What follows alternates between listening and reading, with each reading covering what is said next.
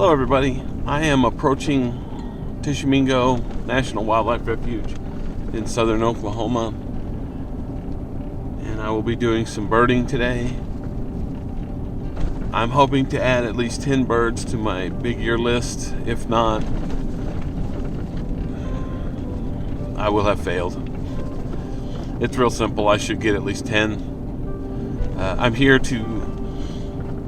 I'm hoping to add the Say's phoebe, which has been around for quite some time, but it hasn't. No one's reported it in a week, but that doesn't mean it's not still here.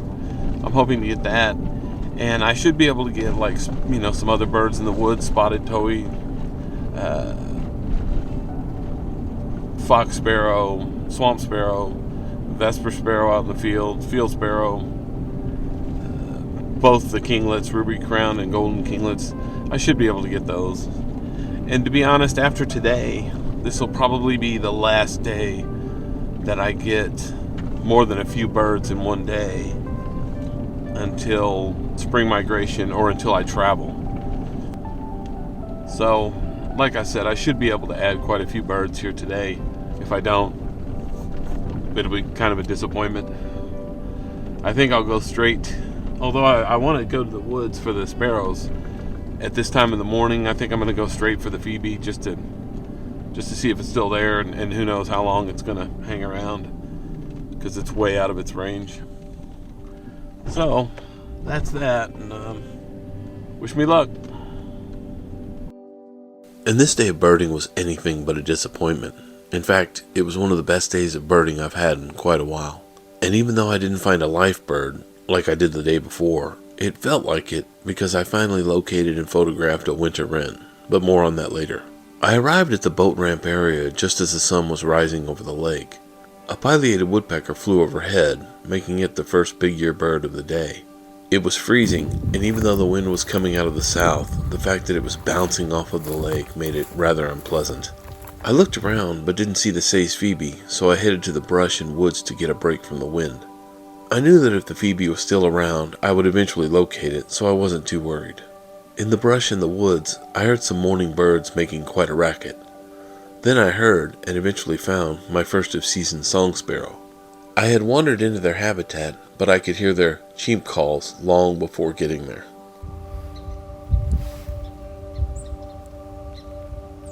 Next, I saw an immature white-crowned sparrow. They were hanging out near the song sparrows. I was pretty well camouflaged, and I think they were a little puzzled. They knew something was there, but they weren't quite sure what it was. I also heard, then saw a flock of cedar waxwings flying overhead. Just then, I heard the scratchy, nasal mewing call of a yellow-bellied sapsucker. The day was off to a fantastic start. And of course, that's one of the fun things about the early days of a big year. Many of the birds are new. And even though it was January 11th, it was only my third real day of birding this year, so that was part of it too.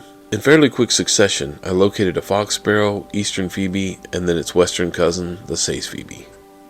I was so happy to see that this bird, which was a life species for me just 1 month previous, was still hanging around. And I feel I've developed quite a rapport with this bird as it allows me close approach.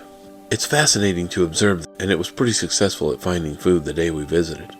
Even though it only reached about 60 degrees on the afternoon of the day we visited, I noticed there were quite a few insects out. I stirred up a few grasshoppers while I was hiking, and I also saw some caterpillars and even a few small butterflies. It's been great observing this phoebe, and I'm afraid I'll probably miss it when it's gone. I can't help but wonder if this Arctic blast we've just had will chase it away. Staying in the same habitat, I happened upon 3 or 4 vesper sparrows, also a big year species. Even though it's a fairly common winter resident in the area, it's probably not commonly seen. The vesper sparrow's stealthiness is most likely due to its behavior in its preferred habitat. The Cornell Lab of Ornithology reports that vesper sparrows inhabit short, sparse grass and scattered shrubs. I spent a fair amount of time observing the birds, noting how they searched for food and fled from perceived threats. In the sparse grass, which was about 12 to 18 inches tall, they walked around on the ground, picking up grass and weed seeds. I intentionally moved closer and closer, and when pressed, the vesper sparrows would run on the ground between the grass stalks and resembled fleeing mice. If I got too close, they would take flight and perch in nearby shrubs or trees where they could get a better look at me, a potential predator. However, while they may prefer short grass, they would sometimes inhabit grass that was 2 to 3 feet tall. In the taller grass, the birds would take flight immediately when pressed. I believe it was due to the fact that they couldn't see the threat in the taller grass, so getting to a higher elevation immediately was essential. I often omit information like this in my columns and sometimes videos, because it can bore people, but to me, stuff like this is fascinating.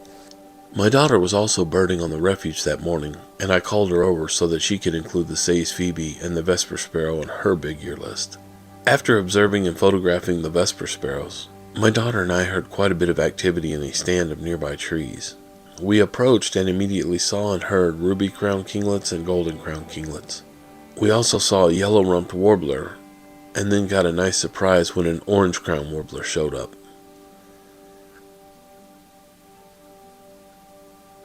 My daughter mentioned to me that she'd picked up a winter wren on the Merlin app while she was near Sandy Creek. We headed over that way and searched, then eventually located a few winter wrens. It was quite a relief to not only add them to my list, but to actually get a good view of them, observe their behavior, and especially get a photograph of one. I've seen them in the past, but I was never able to get a decent photograph as these birds love dense habitat and rarely stay still. I'm almost positive I had seen one a few days before in another place, but I wasn't 100% certain, so I didn't count it. Also, while in the lowland habitat, I added a swamp sparrow and then a white-breasted nuthatch. Happy after seeing and observing the winter wrens, I headed to some upland woods to see if I could find some towhees. As I mentioned previously, I was pretty well camouflaged, and a brown thrasher landed right next to me. It was too close for me to get any kind of footage or photos. In fact, I really couldn't move or I would have scared it away. But it started making curious calls, and it knew something was amiss. Here is the Merlin app I had on, and you can hear this bird and its somewhat distressing calls.